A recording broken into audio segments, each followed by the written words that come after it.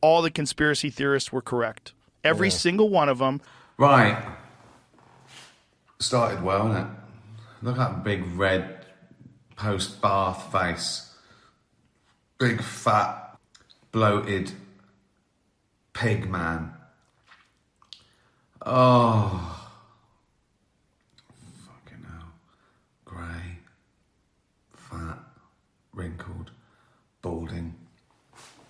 So I have my hair cut every couple of weeks, and every time the sort of barber holds up the mirror, it sort of gets worse and worse, thinner and greyer, right?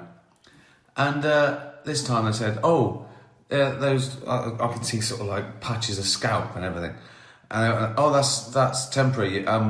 Rosemary oil sorts that out. I went, oh, cheers. I thought it doesn't. I don't believe any of that. This does that. This plumps you up. This anti-aging this, and biology wins, right? But we had some rosemary oil, so I put that on. I thought, well, I'll give it a go. And then Jane said I smell like a roast dinner. So, oh, isn't it? So, I'm just going to get fatter and balder and die. Every day I wake up and go, oh, I ache all over. I've just taken an aspirin because I had a headache. I never get a headache. It's like there's always, you know what I mean? You getting loads of things I've never had before. I go, what's that? I've never had a pain there before.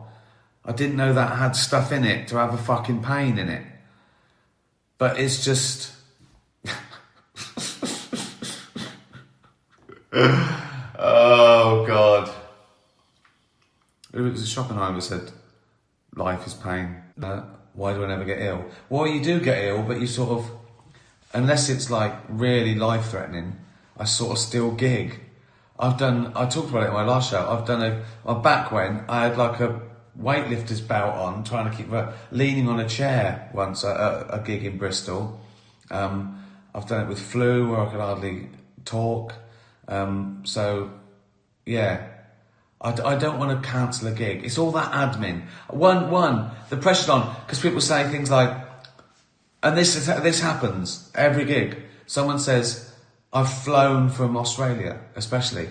And I think, well, this gig can never be cancelled. I can never. Oh, God. Oh, just the pressure of it. People are flying. And in Europe, they fly from all over Europe as well. If I played Paris or something, they just come from everywhere. They come from Greenland and Greece. And so I always feel like I can never let them die. Even just go out there and just go out there and say I'm dying, but I'm here.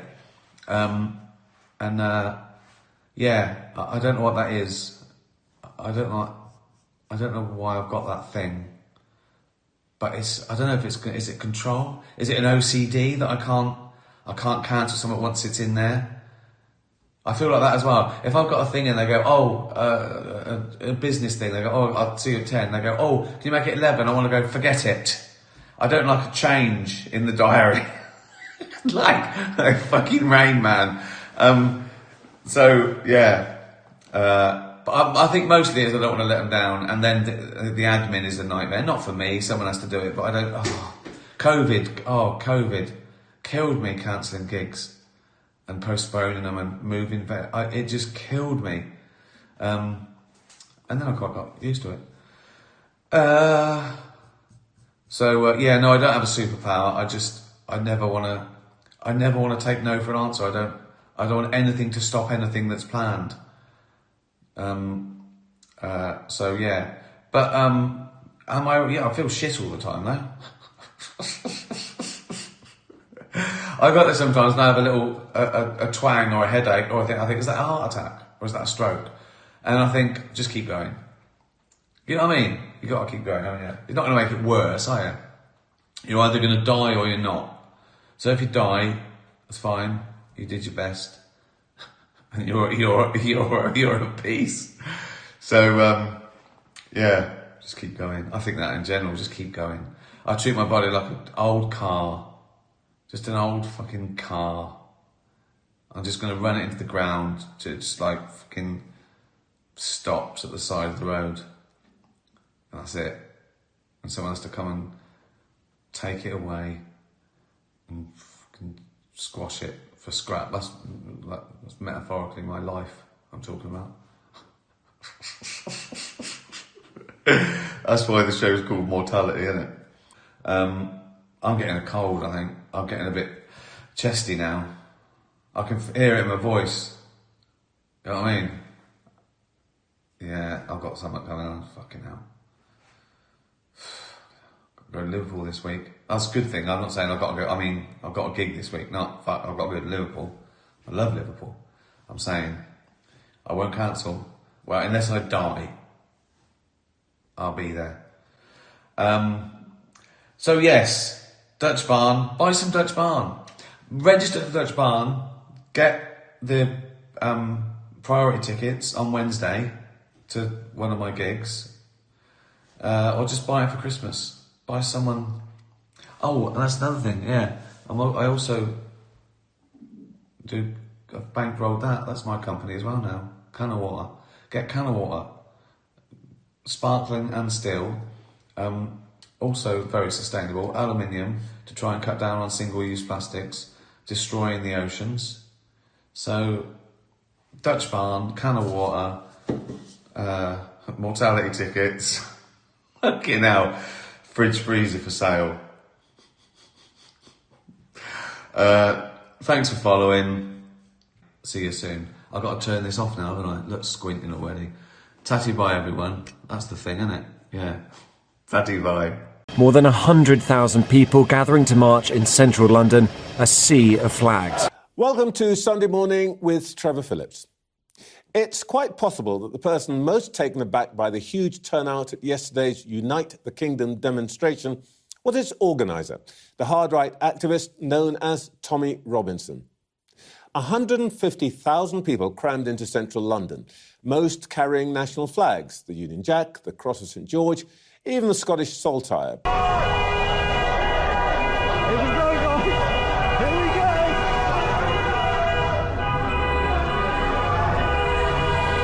Protesting about immigration, about free speech, and about the decline of Christianity.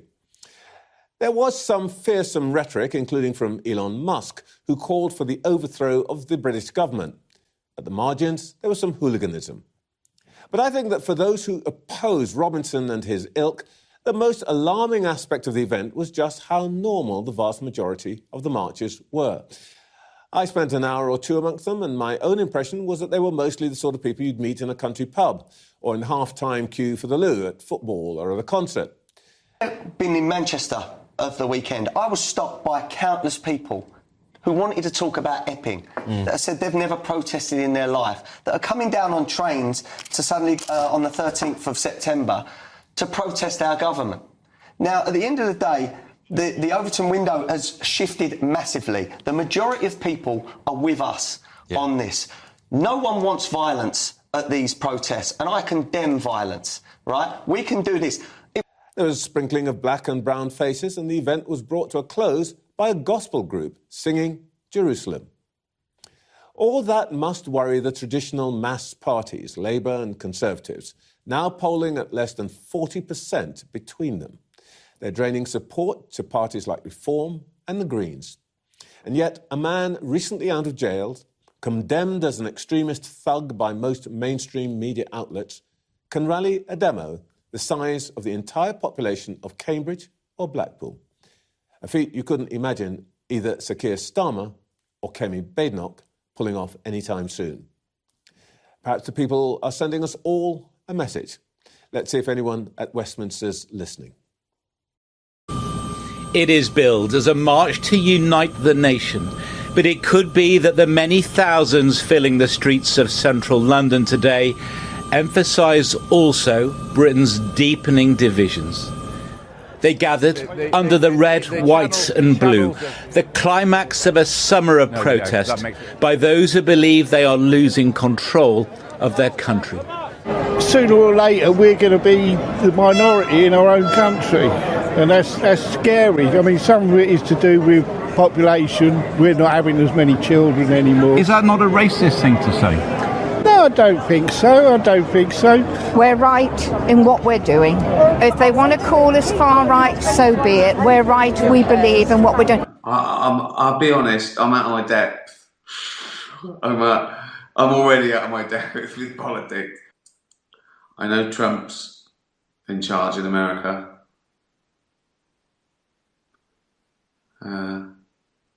Kim Jong-un is still in charge, I think. Who else do I know? What's her name? Merkel. Is she still in charge? That's right. I don't know. Trudeau. That's it. Fuck me, that's it. That is, and I'm not even confident over some of them. Fucking hell. Doesn't matter, does it? Doesn't matter who's in charge. They're all in it for themselves. Keep out of it. Just stay in. If the economy collapsed, it wouldn't matter if I could afford deliveries, because it would be money would be worth nothing. Would there be like marauders? Would it just go back? If the economy completely collapsed, right? No law and order, no banking system, or no politics. We're all just feral. There's a long way to go. There's a long way to go yet. Putin, yeah, I know Putin. This is like politics for the fucking second grade. The tinderbox summer of protests promised by activists never truly caught flame. Instead, a slow burn of nationalism, maybe more powerful for it, and this was the culmination. More than 100,000 people gathering to march in central London, a sea of flags. Unite the Kingdom was the all-encompassing slogan, drawn widely enough to mean different things for different people, whether that was free speech or immigration. Why are they coming in like that? Surely that's wrong. Why would you? I wouldn't skip on a boat and go to another country and hop off and expect to be looked after. But apart from that, this is just United Kingdom. Just to stand up for what I believe in. Yeah. We're losing identity of our country, and somebody needs to stand up and fight for it. People may have had different reasons, but they came for the same person. At the centre of it all, the anti-Islam activist Tommy Robinson. None of his previous rallies had drawn a crowd this big. And what's newer too is the overt displays of Christian nationalism.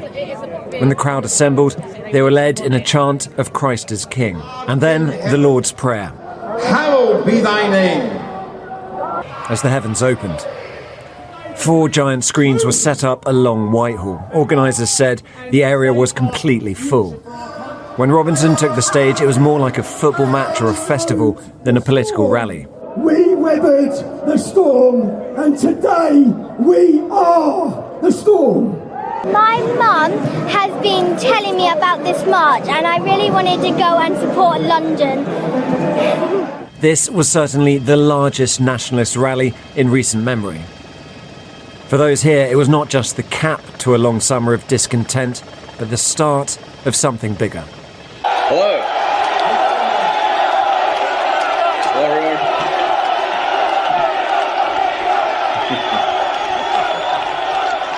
Okay, congratulations.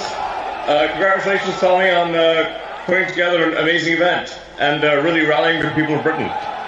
Elon, none of this could have happened without you giving the British public access to the truth and giving us free speech and fighting for our free speech. So on behalf of Great Britain and the British public, we're incredibly grateful, Elon.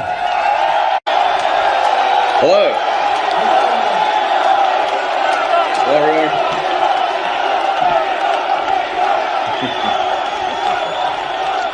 Okay, congratulations. Congratulations, Tommy, on putting together an amazing event and really rallying the people of Britain. Elon, none of this could have happened without you giving the British public access to the truth and giving us free speech and fighting for our free speech. So on behalf of Great Britain and the British public, we're incredibly grateful, Elon. You're most welcome. You're most welcome. And you may notice this T-shirt that I'm wearing. It's great British author George Orwell. What would Orwell think? I think that's generally a good way to look at these things. He would want freedom of speech. He would want the people to know what's real. He'd want the people to fight against government oppression and fight for the truth and fight for the future of Britain.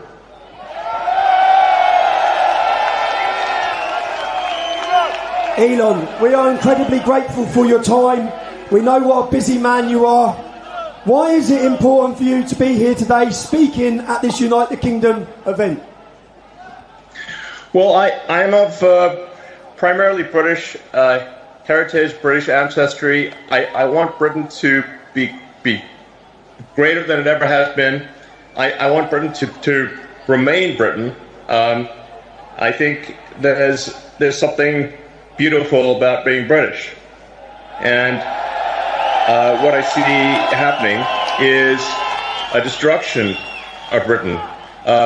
Initially a slow erosion, but a rapidly increasing erosion of Britain with massive uncontrolled migration, a failure by the government to protect innocent people, including children who are getting gang raped. It's unreal.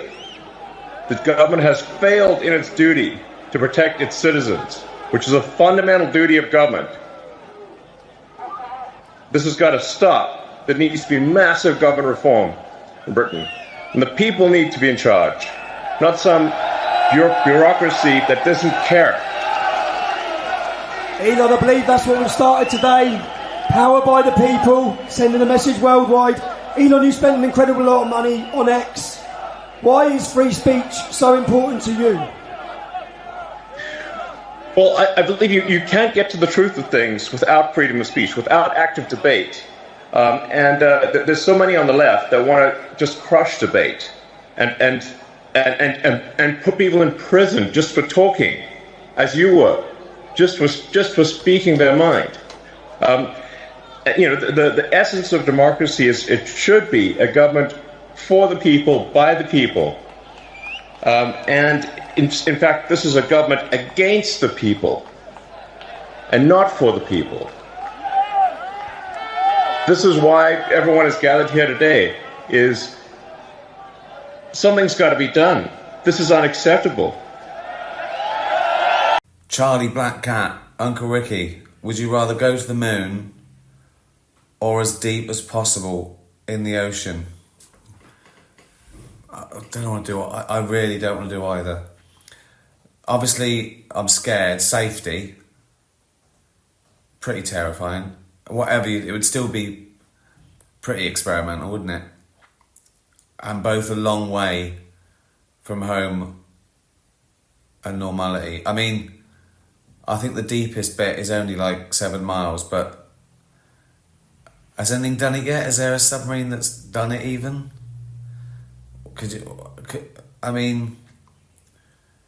Also, when you go, so you're 7 miles under the sea, it's dark, you can't see a thing, you got your lights, you're in a submarine or whatever it is.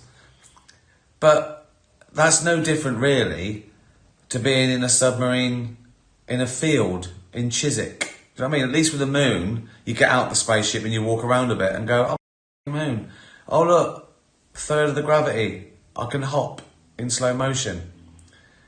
And that's not enough, is it? That's not enough to go, what are you going to the moon for? So I can sort of hop in slow motion? Do you know what? We could rig something up here. There's the risk is too much for the reward. Do you know what I mean? I'm willing to risk, like, getting on a plane is a bit of a risk, not much statistically, but like getting on a plane to LA to play the Hollywood Bowl, small risk, great reward. Going down I'd freak out straight away. I got onto a submarine. I was at some show once in Reading, or Newbury or something. I don't know. I was a kid. I went on a submarine, walked around, didn't like it. Bit cramped. Also, I mean, it'd be the same going to the moon. I'll be thinking, is this spaceship going to work? I mean, the Wi-Fi goes down here. I can't use the remote control. That's it.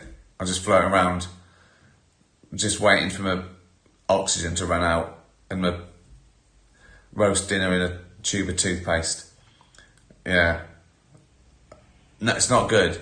But in a submarine, I'd just be thinking all the time, there's some fat bloke in a boiler suit. Did he check the rivets? Am I going to be a news story? I didn't check the rivets. What happened? Got thousands of tons per square inch. Just him. Horrible. So, neither. Good question though. Thanks very much.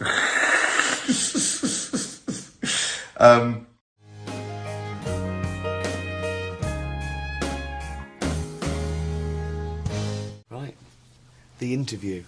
Let's see what we've got here. That was the first bit I ever wrote for The Office. It was a sketch. Because it started off as a little character I had.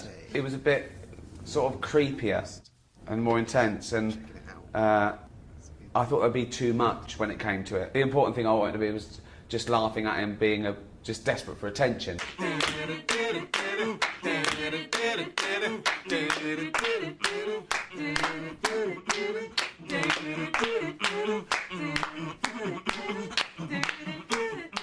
Brent is he's a Frankenstein of people I sort of knew growing up. David Brent is refreshingly laid back for a man with such responsibility. Yeah, can you just answer in your own words and I'll work it out Yeah. later. And that's why he's sort of real, and I think that's why people identify with him, because people say, oh, I've had a boss like that, or I'm like that, because he is sort of an everyman, and every guy wants to sort of be loved and wants to have fun at work. And Gareth is based on a guy I went to school with when I was 14. That's why he acts like an adolescent. What are you doing? What? Gareth, what are you doing? I'm just pushing the stuff off my desk. I can't concentrate. What's on your desk? It was. It's all overlapping. It's all coming over the edge here. Particularly something like The Office, realism was the single most important thing about it. So it resonated. I worked in an office for 10 years, and so it was good to get the detail right. But it still comes down to character. It comes down to people recognising things in people. And I think most people identified with Tim because he was a normal guy looking at this chaos and looking down the lens, like to people, save me, and then all the madness. If it's based in reality, you can get away with some madness. Because they can sometimes get a little bit... Well, I don't know. Maybe special occasions the odd one, but it's got an afterlife. So I don't want to do too much. Also because I deal in realism and I play my age and I reflect that, I think it would be too sad to see David Brent prattling around at 60. Do you know what I mean? It would just be too tragic. I think we won't be able to laugh anymore. We'd just feel... I mean, it's already uncomfortable.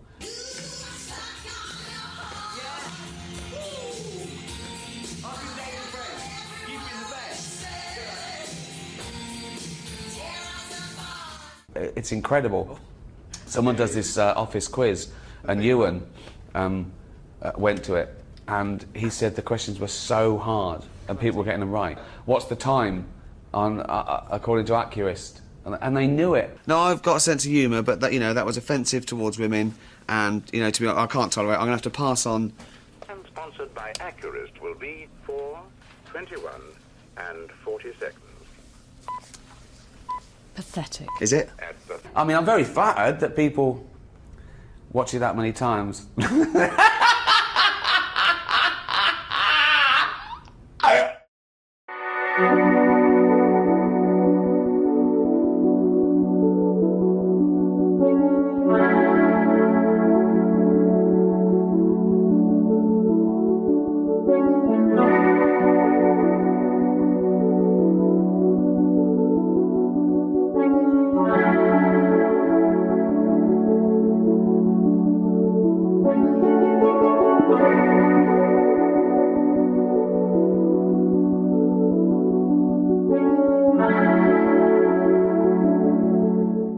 But no, she's a special person. She's got great common sense, great spirit. She loves our country, and she loves the people in this room. Tulsi Gabbard.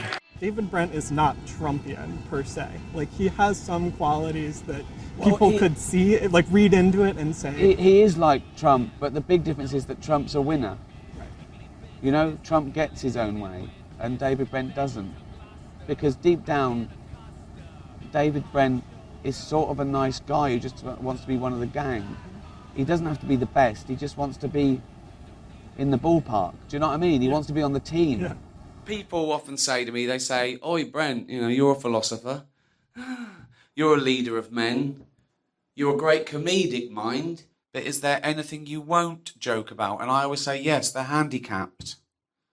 So I will not laugh at them or with them. It's a very strange example. I mean, it's not an example because there's never been anything quite like it, but Trump has more in common with David Brent than he has JFK.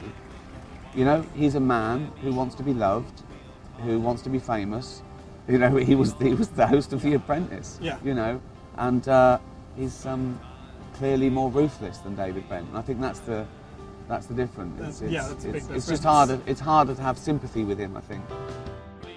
And today I'm honored to officially welcome another true American patriot, a 17-year veteran of the Hawaii Army National Guard, a 4-term Democrat congresswoman, very, very popular, the former vice chair of the National Democratic Party and a 2020 Democrat candidate for the United States presidency. You know, she was a very good candidate. Every time she ran, she was good. She did well.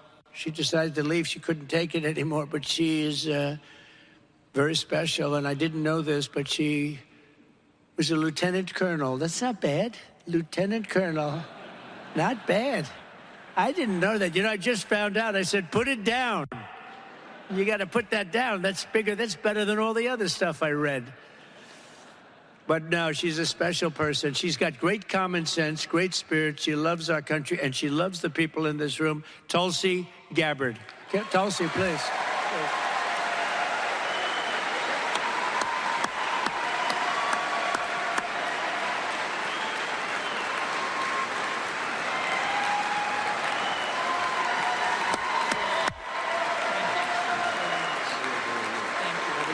Thank you. Thank you, Mr. President. Aloha. I know we got Hawaii in the house here. There we go. It is a privilege to be here with all of you, my brothers and sisters in uniform, especially on this day of all days.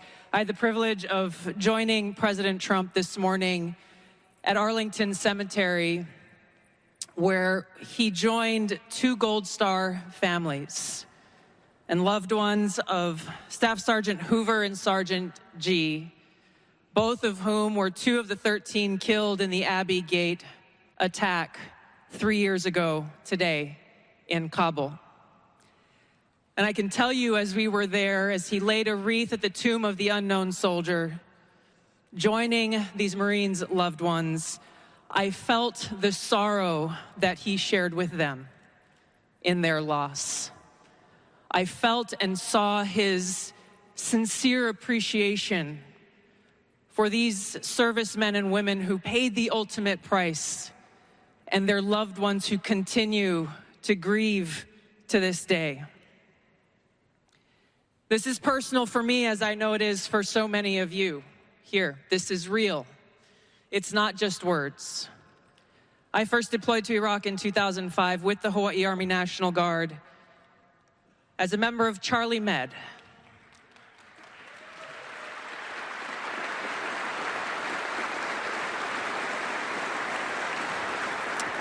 As those of you who were deployed during that time know, it was the height of the war, and sadly, we took many casualties.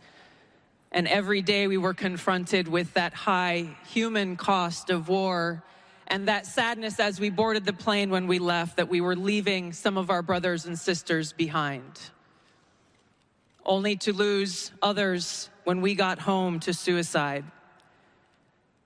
So I mean what I say when I share with you that I know that President Trump understands the grave responsibility that a president and commander-in-chief bears for every single one of our lives. Whether you're a soldier, you're an airman, a Marine, sailor, or a coastie, he keeps us in his heart in the decisions that he makes. We saw this through his first term in the presidency, when he not only didn't start any new wars, he took action to de-escalate and prevent wars.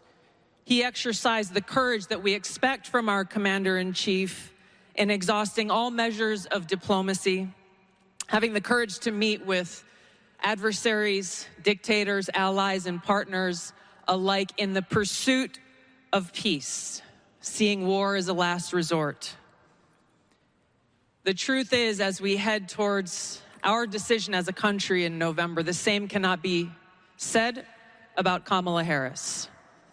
In fact, the opposite is true, and we're living through this reality today as this administration has us facing multiple wars on multiple fronts and regions around the world, and closer to the brink of nuclear war than we ever have been before. This is one of the main reasons why I'm committed to doing all that I can to send President Trump back to the White House, where he can once again serve us as our commander-in-chief.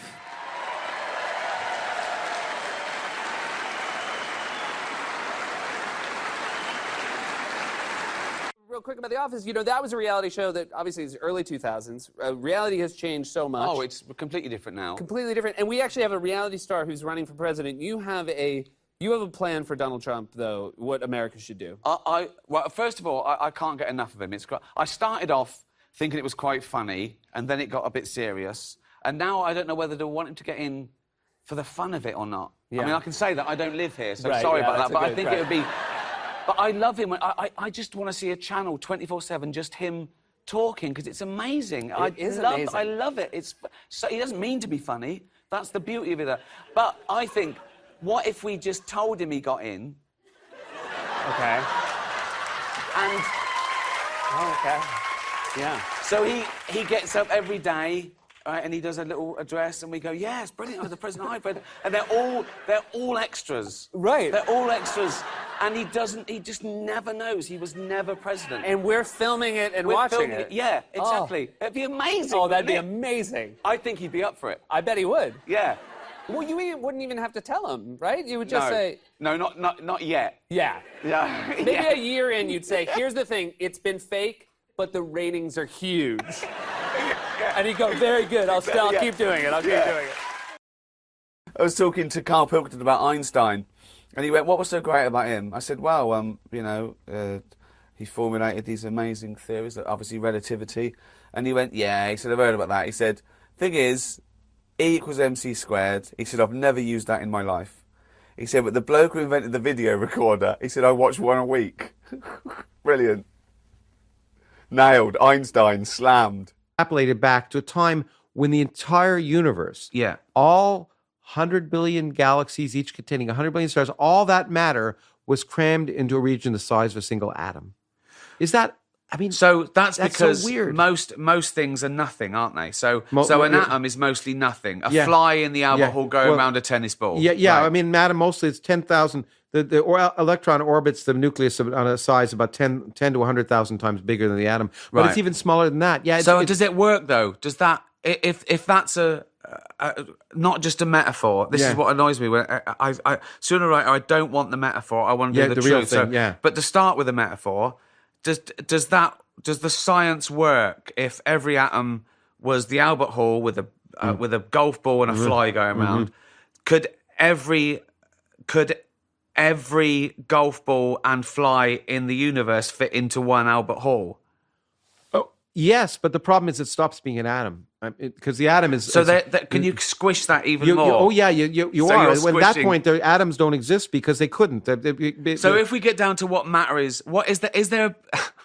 I like feeling stupid. I like it. Asking questions is never stupid. Okay, so is there anything that is pure? Is there something as pure matter that can't be squished anymore? That we don't know. We know that Fuck you. No, but that's the right answer. You and your science. Yeah, exactly. What a fraud. Yeah, exactly. We don't know. Well, we can all say that. Exactly. you see? Right. Okay, so That's okay. the best God. not knowing is Oh God. Right. Okay. So right. Hold on. Oh no. This is the other thing, right? Okay, Right. okay, So good. okay, we've done that. Yeah, okay, we've done that, So, okay. Right. So, there was no time before time. That's a good question. Well, we don't know. There was I a said. wait. So there was a place. Well, there, no, I This is what kills me. Okay, so let's get that right. Everything that exists, matter, antimatter, everything. Yeah. Space, time, nothingness. It didn't have to exist. That's the great thing. It can spontaneously pop into existence. Space, time, matter, and you don't need any supernatural shenanigans. That's why I wrote this book called The Universe of Nothing. It's amazing to me that science has come to the point saying, well, we don't know, but it's plausible that you can start with no space, no time, right? And poop, because the laws of quantum mechanics, space and time suddenly pop into existence. Okay, so if we take, let's get to what's physical and real. So everything that exists now was in the thing started small and atom, right? And a lot more than what exists. But anyway, yeah, okay. What? Yeah, no, it's really weird. We've lost some bits. Yeah. Oh, yeah, we've lost a lot. Oh, fuck me. Where's that then? Where's that? Nowhere. It just disappeared. Yeah, it's nowhere. Where is it? Exactly. It just dissipated. Yeah, it's right. I mean, let me point it out. This is what annoys me about quantum physics. Yeah. It overturns all the things I held sacred in science. Yeah, exactly. It's counterintuitive. Which is what's wonderful. That's what you should love it. You should love it because nothing's sacred. But I mean from like Newton's laws to relativity, which I had down. No, but they're not wrong. The great thing about science is, no, they work. They're just contingent as opposed to what... But everything's contingent. But they're just out of interest. This... Okay. Right. Okay. The uncertainty principle. Okay. Good. Okay. Fuck me. Isn't that great? Where do I start? I know so little that I don't know what question to ask. That's how fucking frustrating this is for me. I haven't got the language to ask you the right question. If you had a time machine, what era or moment in history would you travel back to witness, experience? I've thought about that a lot as well. I love time travel.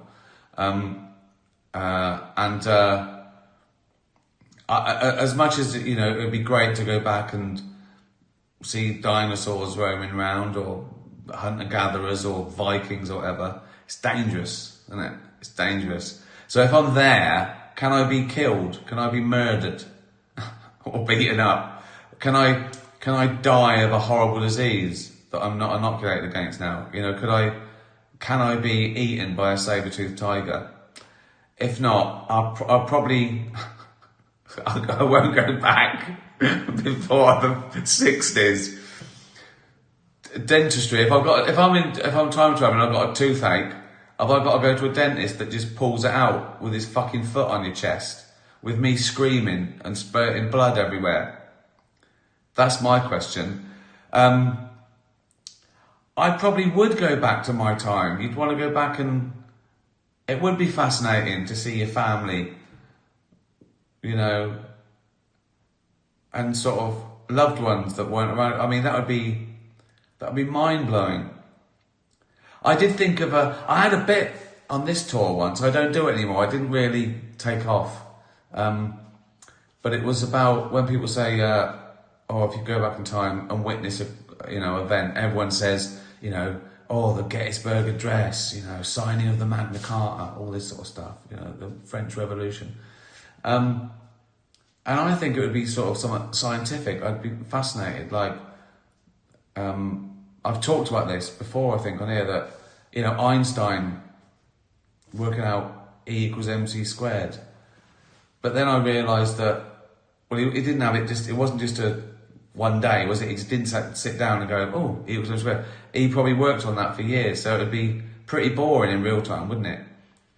Me just watching him in his study for 6 months, he was going, E equals mc, and me shouting, squared, you dopey. Also, if I can't get hurt, if I'm just like invisible in the corner and watching Einstein for hours, he probably had a lot of wank breaks. So I'd just be there with my eyes shut for 3 minutes. Is he finished? Right, get on with it. E equals MC squared. Yeah, I think it would be sort of, it would be pop culture things, I think. Because it would have a resonance with me now, wouldn't it? Like when I came back, I go, oh, Jay goes, where you been? I go, watching Elvis. Just go, what? You know what I mean? And just finish, I've got a lot of kind of on chat boards and things. People always talking about whether you've fallen out with Steve and Carl or not. I know. Well, that's because it's not. I purposely don't answer them because it annoys them. Right.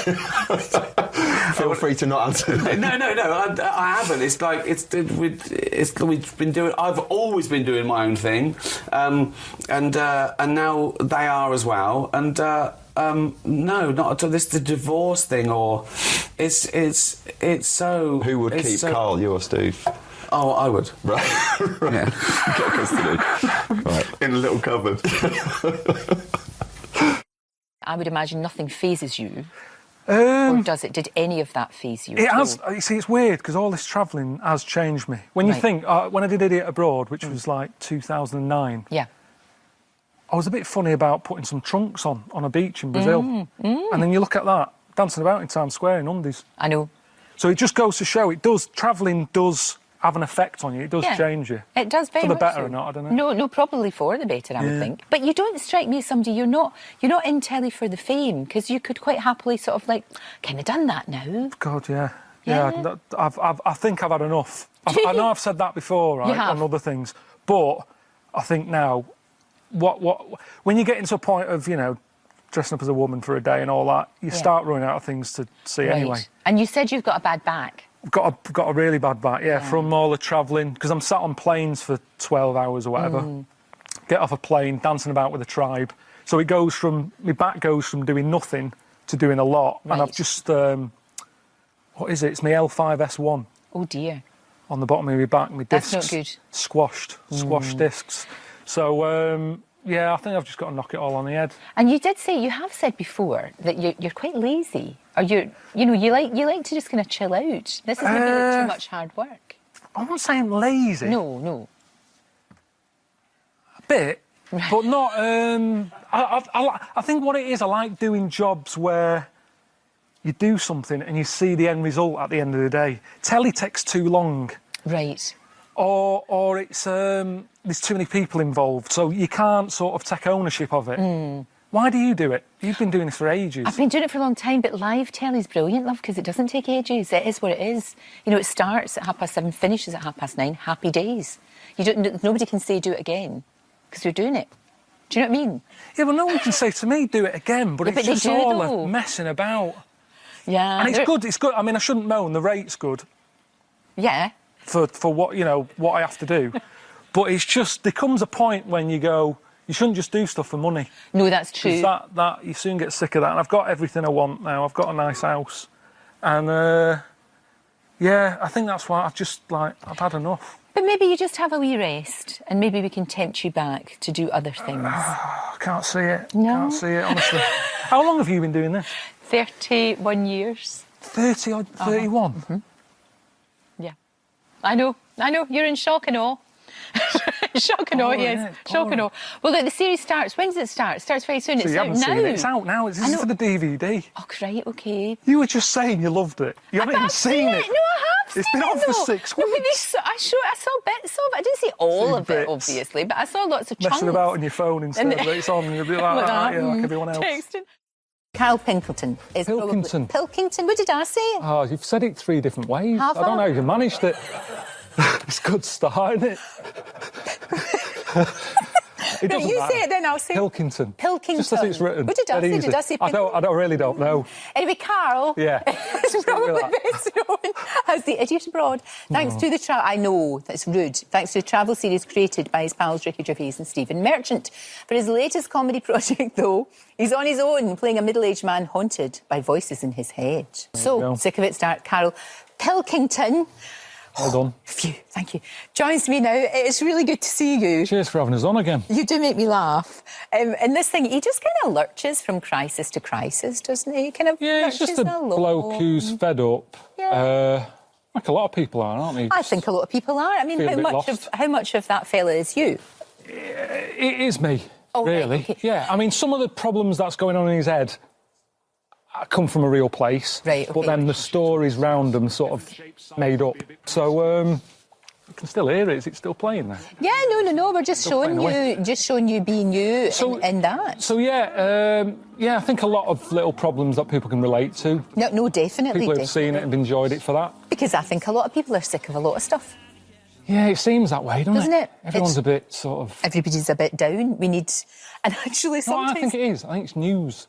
Do you? I'm trying to cut news out. Right.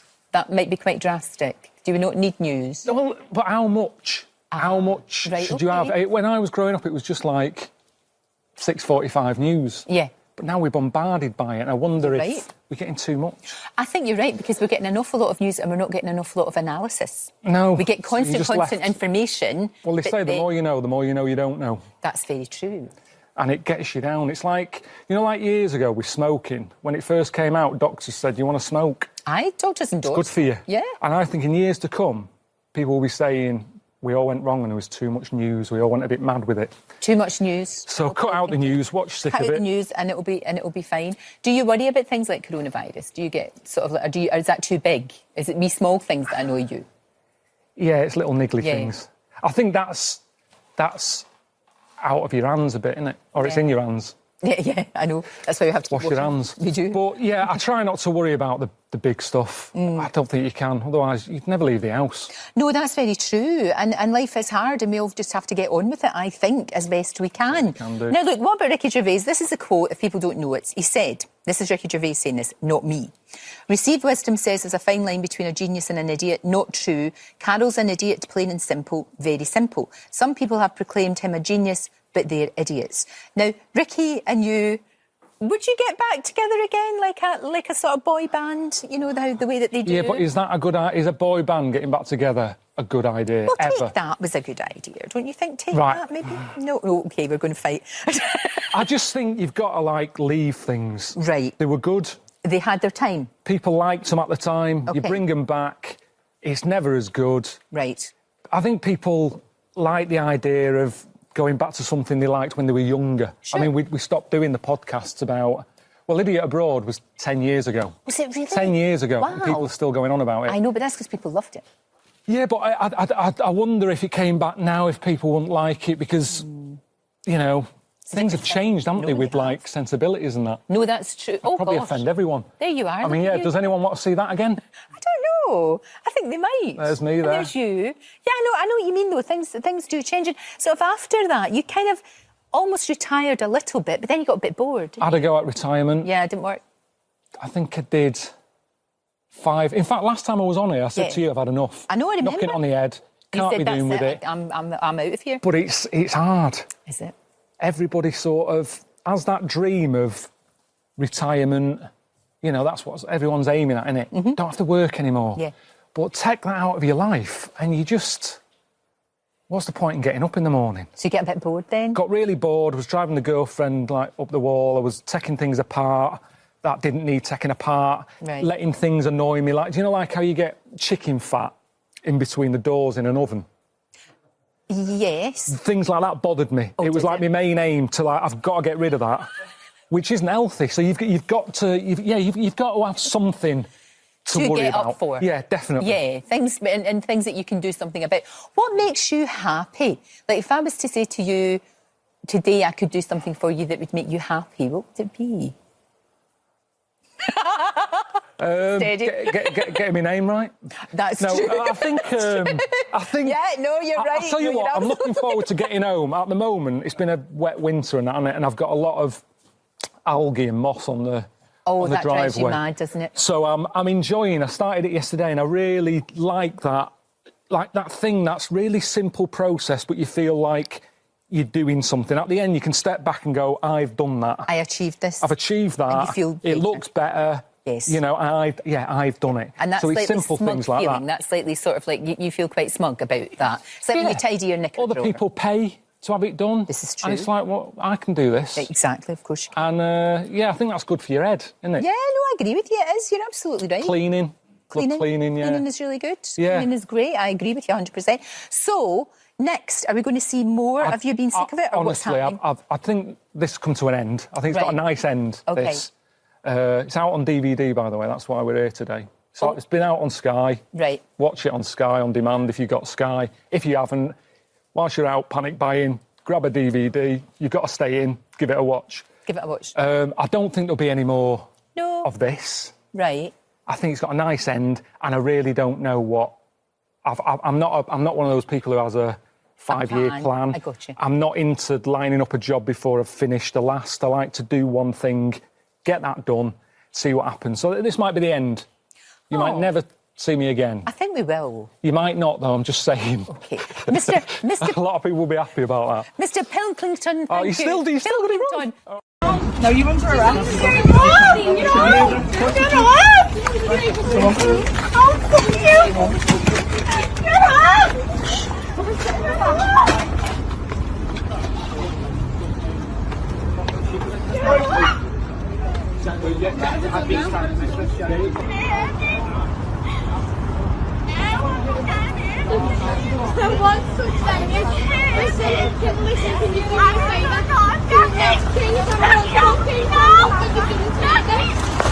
Understand and have a shared undertaking to deal with within our society, and that is not just the laws on terrorism, the framework on terrorism, it's also the laws on what we can access online.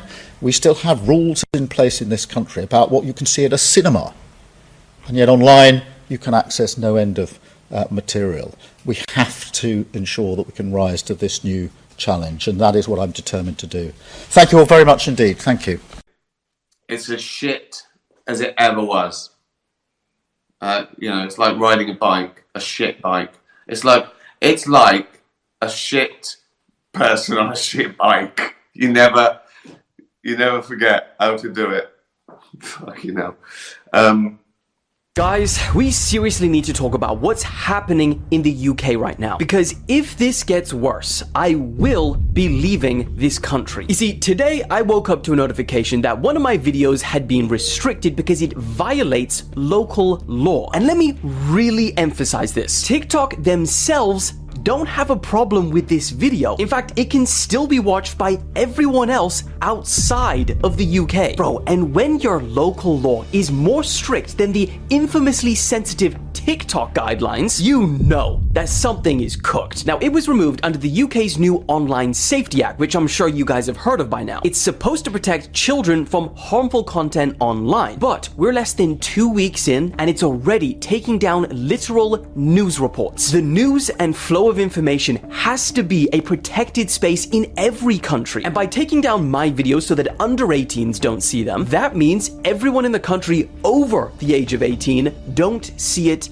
either. And again, I'll reiterate, this video wasn't even sensitive enough for TikTok to have a problem with it. This has to be called out now and as early as possible, because it starts with one video on TikTok, but before you know it, people in this country will have to be using VPNs to keep up to date with the news. Just let that sink in. And I'm 100% serious when I said, if this gets worse, I'm out. It's a debate that is necessary this week because we know that next week the EU and this government are going to meet in London to discuss the next steps in our arrangements. And it is very important that this House receives some clarity before that agreement on what this government is fighting for, what it stands for, and what its red lines are. Because even at this late stage, this House is unaware of what its intentions are. And I don't know if you remember, Madam Deputy Speaker, there was a very good TV programme in the 1980s called Quantum Leap. And in it, an American scientist, Dr. Samuel Butler, Beckett, I stand corrected and I apologise to the House, Dr. Samuel Beckett stepped into the Quantum Leap accelerator and vanished. And he awoke to find strange new forms that were not his own. And every time the Prime Minister speaks, I think, which body has he leapt into now? Is it the Prime Minister that spent his early life chastising all immigration law on the grounds that it was racist? Or the Prime Minister who has a newfound love of strict immigration rule? Is it the Prime Minister who promised to protect winter fuel payments? Or the Prime Minister who immediately cast them away? The Prime Minister who promised to protect farmers, but then immediately did the opposite? The Prime Minister who said he knew what a woman was, but then changed his mind? The Prime Minister who said he would not put taxes on working people, but then promptly did? The Prime Minister does not know what he stands for or which way he looks. Do you believe humans are inherently simple beings that complicate things, or complicated beings that spend a lifetime trying to simplify? Which do you identify with? I think that's a good one. That's a good one. And in some ways it's both. But I'd say we're complicated beings who try to simplify things. We're 3.5 billion years of evolution, right? That's come to this, the most intelligent being ever on planet Earth. And yet we still go, why are we here? Why are we here? And you want to go, it doesn't matter. Don't worry about it. You are. You've only got a few years, so stop worrying about shit. I think we do. We do. We keep worrying about stuff. And we're just, as I said in Afterlife, we're chimps with brains the size of a planet. It's confusing. And life could be quite simple, I think. Just have fun and don't hurt anyone. That's the rule, isn't it? Easy. Easy, it's easy. Or don't hurt anything would be better, but yeah, I know that can be trickier. I'll change the country for the better.